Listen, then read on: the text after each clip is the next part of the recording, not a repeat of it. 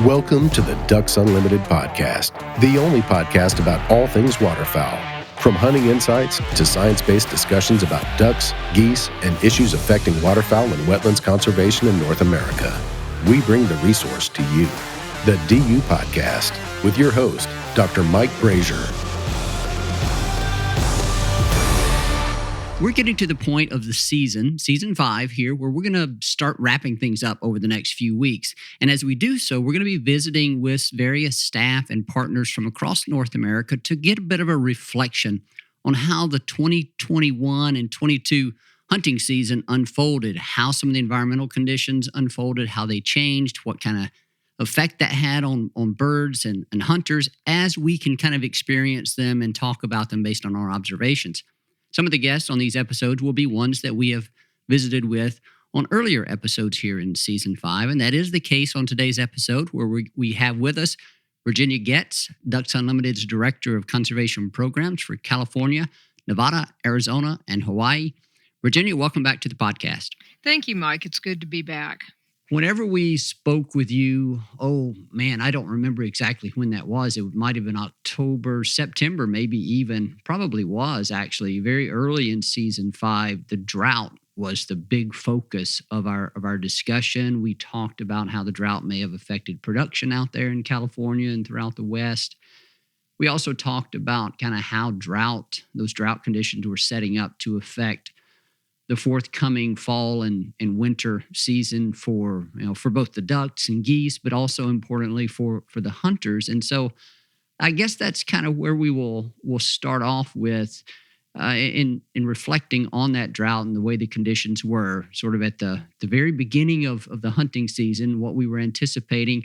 If my memory is correct, we had a pretty substantial early change in terms of some welcome rainfall. So let's just start there, if you don't mind, Virginia. Talk about that. How much rain did we get? I remember hearing about like this atmospheric river and how did it change things, and what did that do to the landscape there coming out of that really dry summer? Yeah, we have had some crazy changes since early fall. We talked back in early September, and at that point, California was in the second year of a very severe drought, and more than 88% of the state was classified in extreme drought, and more than 46% of the state was in exceptional drought, which is the driest category listed by the U.S. Drought Monitor.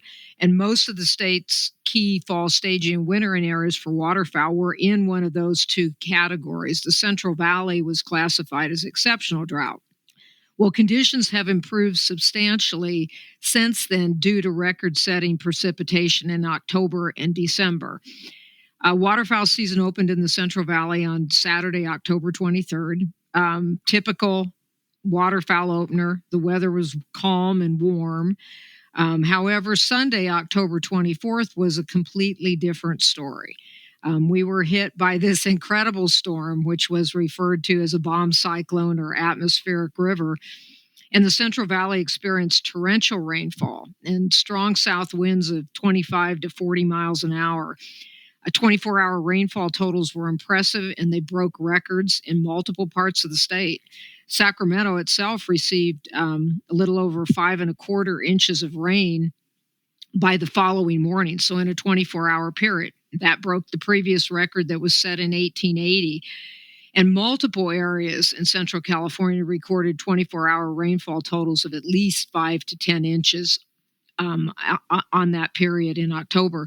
The storm also dumped several feet of snow in the Sierra Nevada. December brought more rain to the Central Valley and heavy snow to the Sierra Nevada. Major storms started the day after Christmas, and that resulted in so much snow that both of the major highways over the Sierra Nevada were closed for a couple of days, and many of the people living in the Sierras and foothill communities were without power for multiple days. And snowfall totals for December in the Sierra broke the old record that was set in 1970. The snowpack in the Sierras is currently about 110% of normal for this time of year. So all of that really, really changed the conditions that we had gone into this fall expecting. As of January 20th, less than 2% of California is in extreme drought. and none of the states in exceptional drought. So this is a huge improvement compared to conditions at the start of the water year in late September.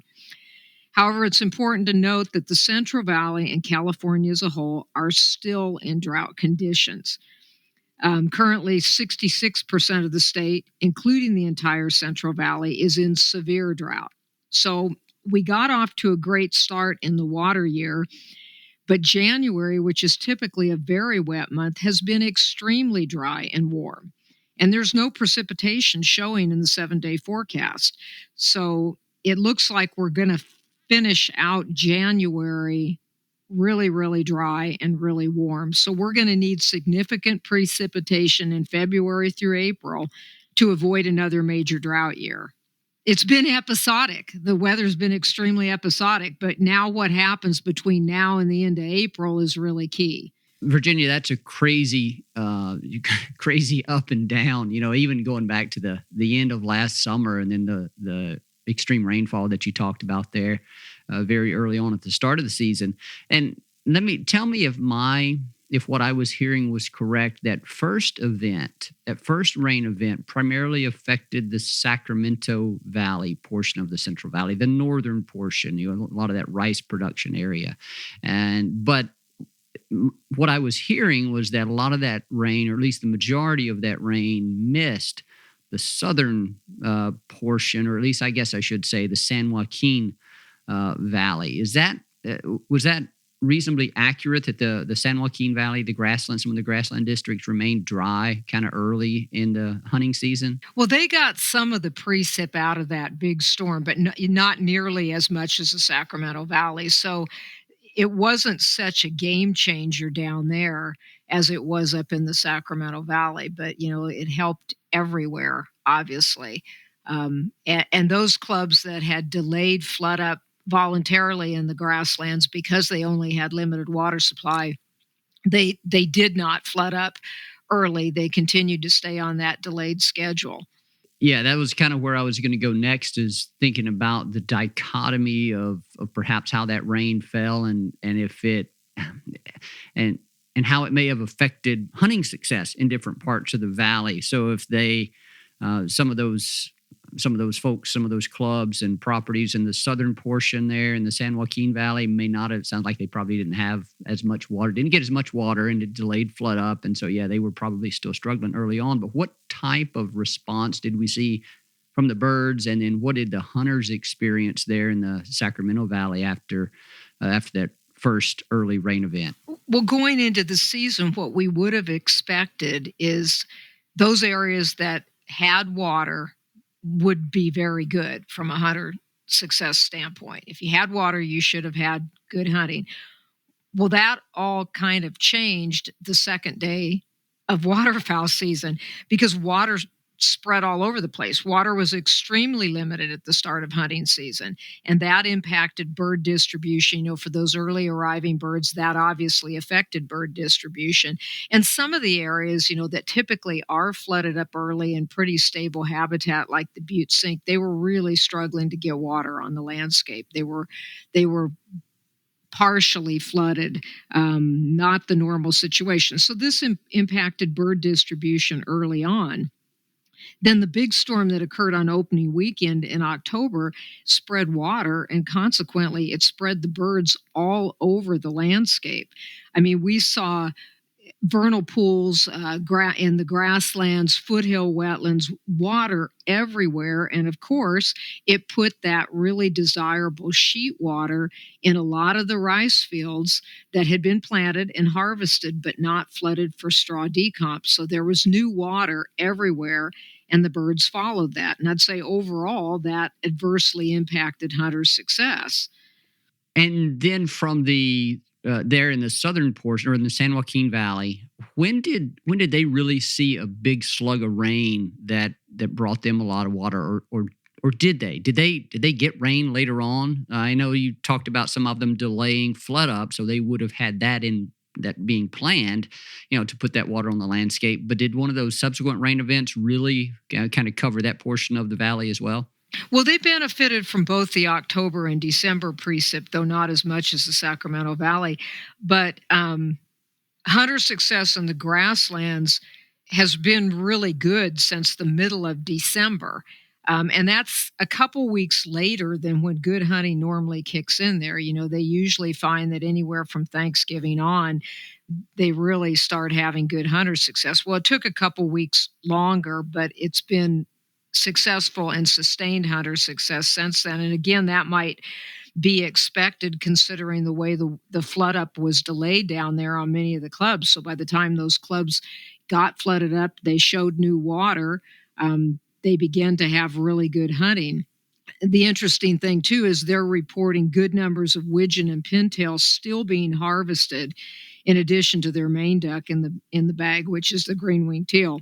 So it seems that a lot of widgeon and pintail may have gone down to the San Joaquin Valley and haven't necessarily come back to the Sacramento Valley. It's not unusual for birds to move from the Sac Valley down to the San Joaquin Valley during December or January, particularly when the Sacramento Valley gets multiple storm days with strong south winds. Birds seem to follow the wind.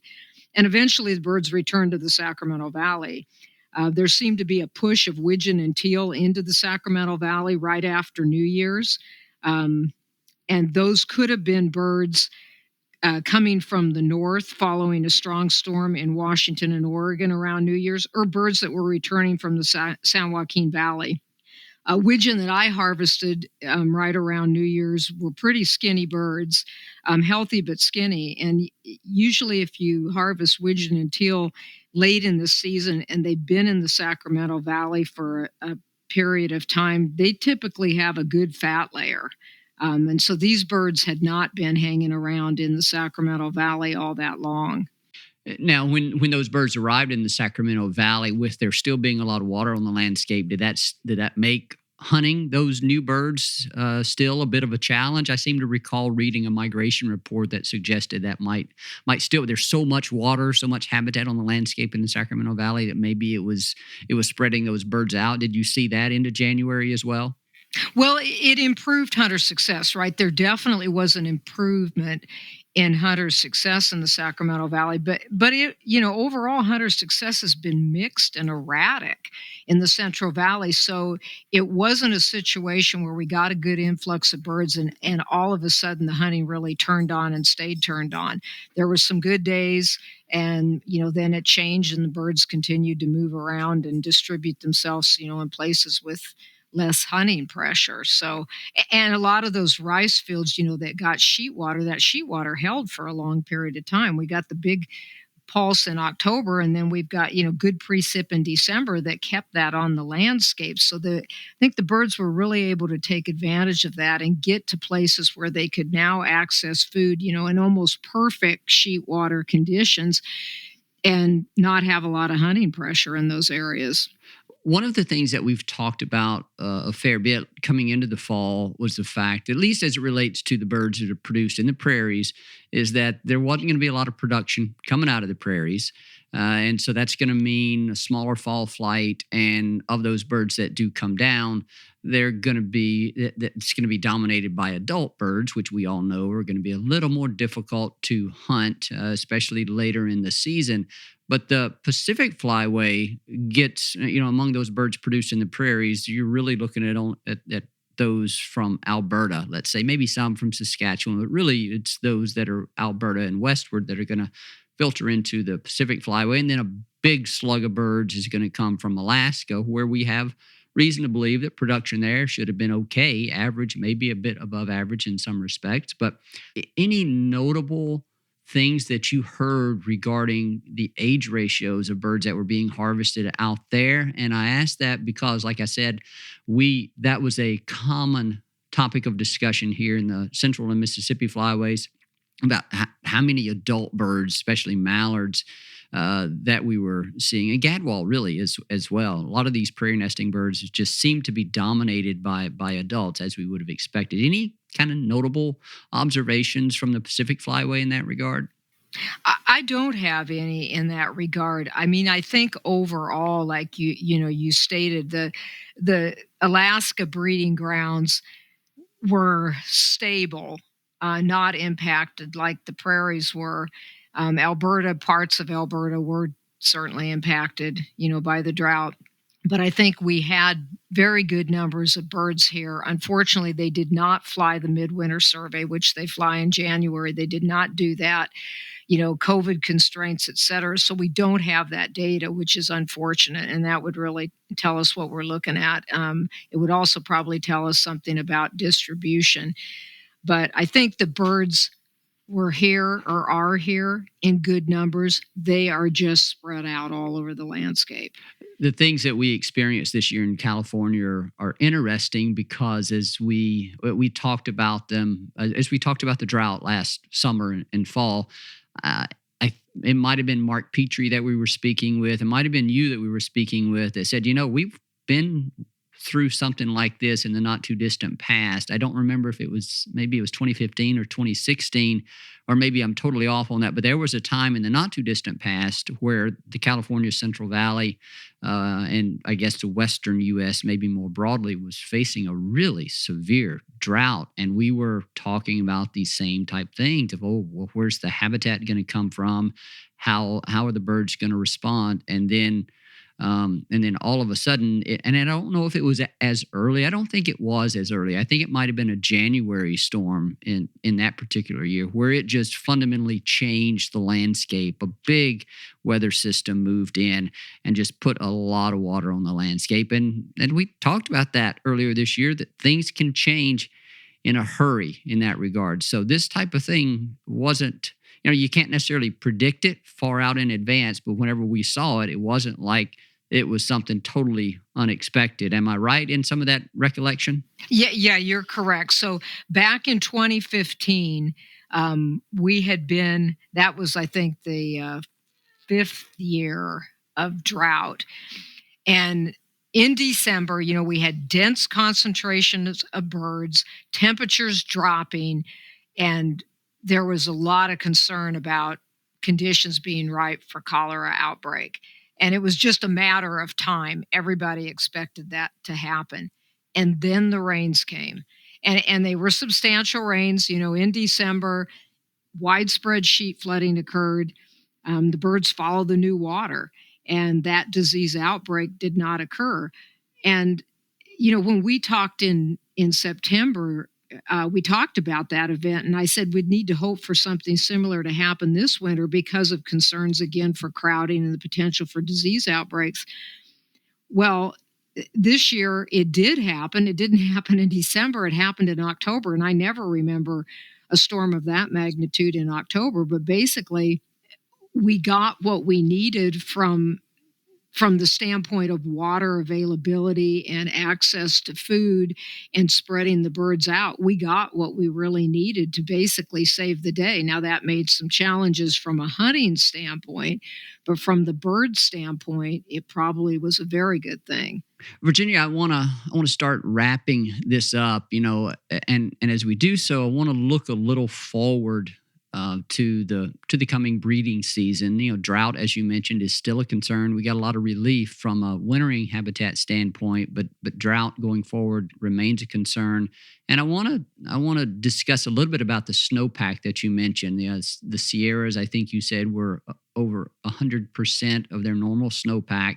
But I wanted to ask about the Klamath Basin region. That was a big topic of discussion. I'm sure it will continue to be going forward. Does that Sierra Nevada snowpack that you mentioned there stretch that far up into Northern California, Southern Oregon? What kind of handle do you have on snowpack up in that region? Well, no, that's a different watershed, and they also got off to a good start. Things were looking good through December. But a lot of that snow that fell, certainly has melted at the lower elevations, and conditions are deteriorating in that regard. So this is kind of a wait and see situation. We've got a fair amount of winter left ahead of us, but boy, we need the conditions to turn pretty quick here. January was extremely disappointing in that regard. So we could have good months in February, March, and April and come out of this in pretty good condition, although we had a lot of makeup to do. But But I would predict that, conditions for breeding waterfowl in the Central Valley and northeastern California are likely going to remain pretty poor because we did have a lot of makeup to do. And in that regard, Virginia, what percentage of the wetland conditions in the Central Valley, as they would influence breeding waterfowl, are determined by the snowpack versus the precipitation that actually falls in the valley itself? Does that make sense? You understand what I'm asking there? Yeah, and the water that gets delivered to wetlands and the water that's delivered to grow rice during the growing season, that's coming from our major water storage reservoirs.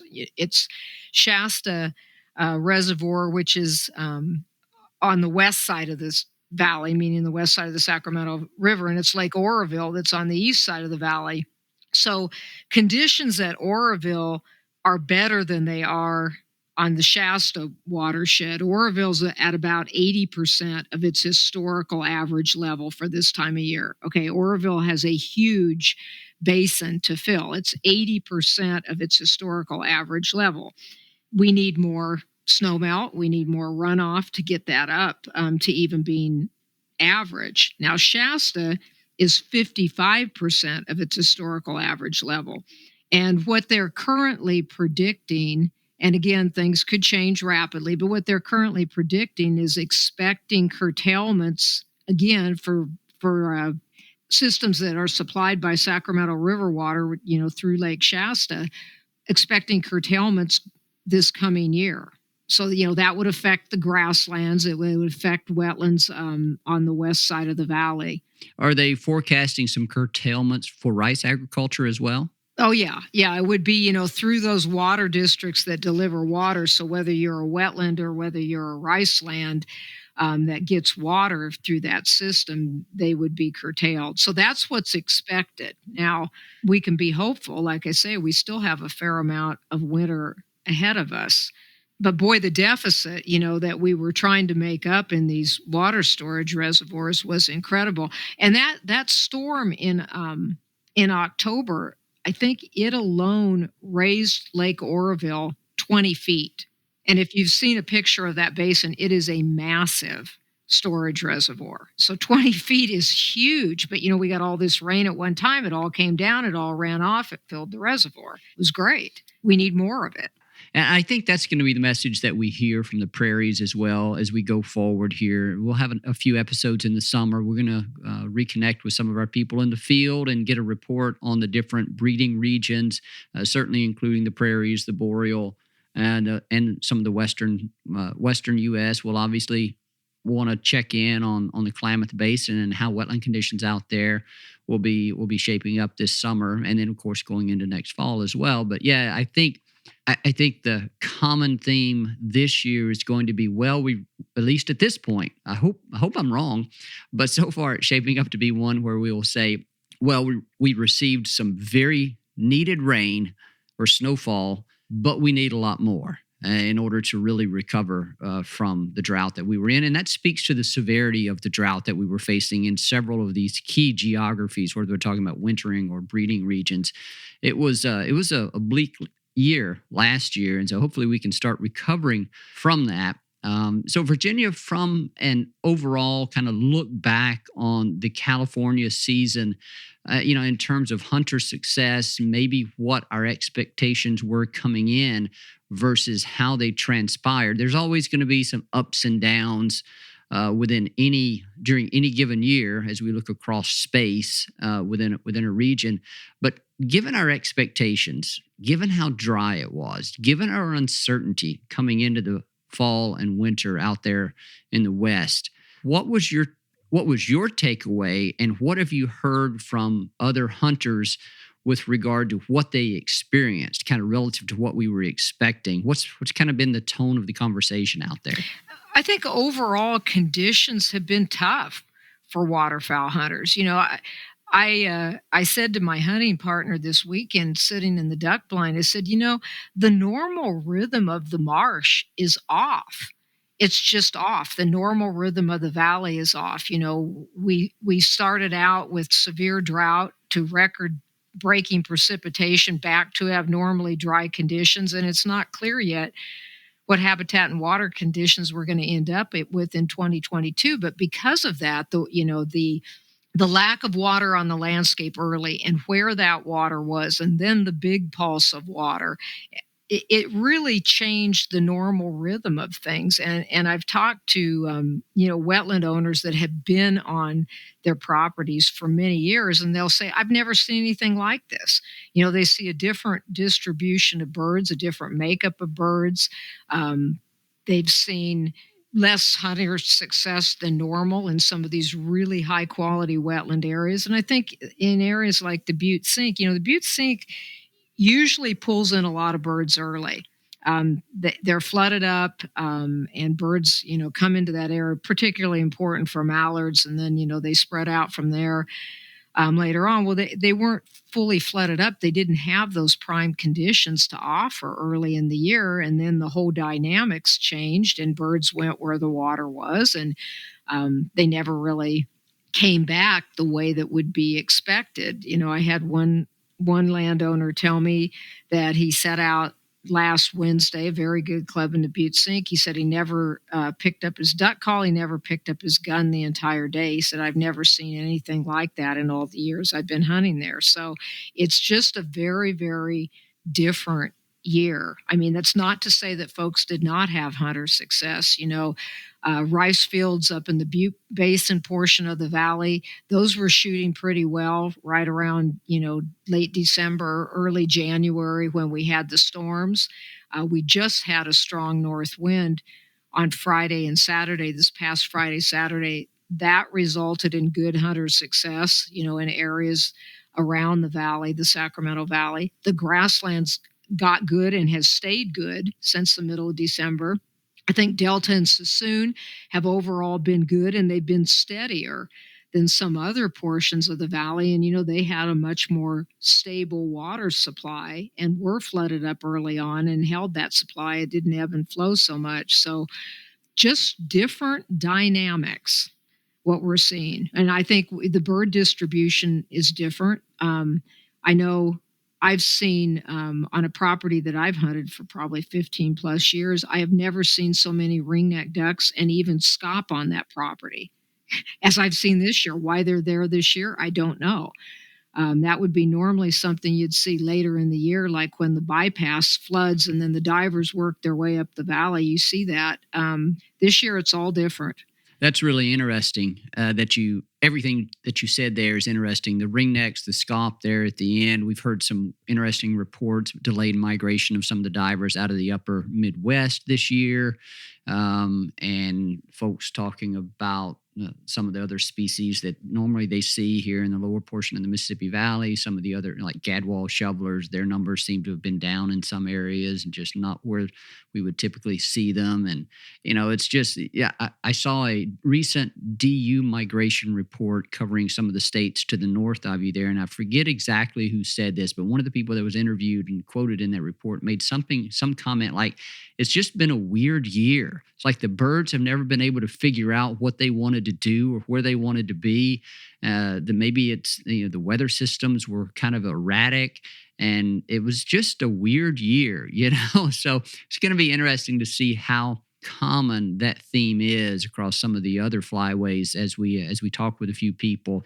But it's always an interesting time to reflect on the way things unfold. And of course, what we're talking about here are observations, anecdotal observations from a collection of individuals. So we're not pulling together any kind of hard data, no huge database of numbers on where birds are and how many there are there. But still, people that have been out in the field for many, many years and are familiar with areas can certainly tell you when things are different or when they are weird from what they normally expect and what they normally see. So I'll also say I'm glad you mentioned the coastal areas, because that's also one thing that we talked about last fall, speculating at that time about if it was going to be dry in the valley, that those places might experience greater success or maybe more reliable success this year, or maybe they would get some unusual birds this year. So appreciate you adding a bit of comment there on some of the coastal areas. But any final remarks here, Virginia, as we close this one out with respect to how things were this year in California, the western U.S. there? Well, if you're a duck hunter, as we're coming down to the last week of the season here in the Central Valley, I mean, you're probably pretty beat up by now, and you may be really frustrated because it has been a strange hunting season, very strange. But if you think about it from the glass half full side, look where we were headed from a population standpoint, from a habitat landscape standpoint. Look where we were headed back in September, and look where we are now.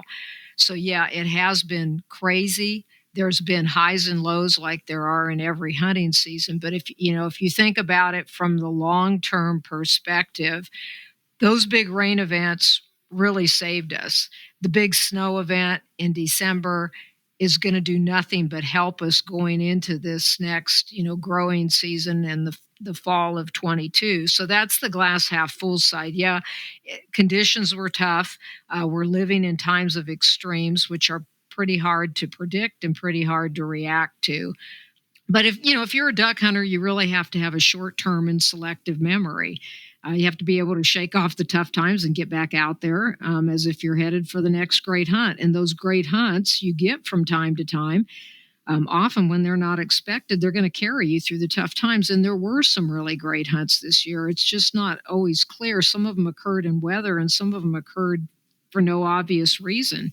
But we'll just be thankful that conditions have improved and keep our fingers crossed that we get this precip to finish out this winter and really put us in a much better situation going into fall of 22. Virginia, thank you so much for your insights here today. It's always great catching up with you. You have great perspective there from the western U.S., especially California. You've been working there many, many years, and you've seen the ups and the downs, and you've seen the good times and the bad times, and you've seen the in-between. And so you bring great perspective to this. And so thank you again. And we look forward to catching up with you here sometime over the next few months, I guess, as we get into summer and maybe as we approach fall of next year. We'll be talking about this before you know it, and we'll look forward to catching up with you again. So thank you so much, Virginia. Thank you, Mike, for having me. A very special thanks to our guest on today's episode, Virginia Getz, Ducks Unlimited's Director of Conservation Programs for California, Nevada, Hawaii, and Arizona. We always appreciate her coming on and sharing her time and perspective and observations from out there in California.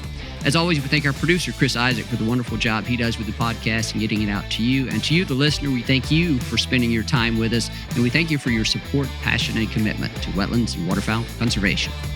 Thank you for listening to this episode of the DU Podcast. Be sure to rate, review, and subscribe to the show. And visit www.ducks.org/DU Podcast for resources based on today's topics, as well as access to more episodes. Opinions expressed by guests do not necessarily reflect those of Ducks Unlimited.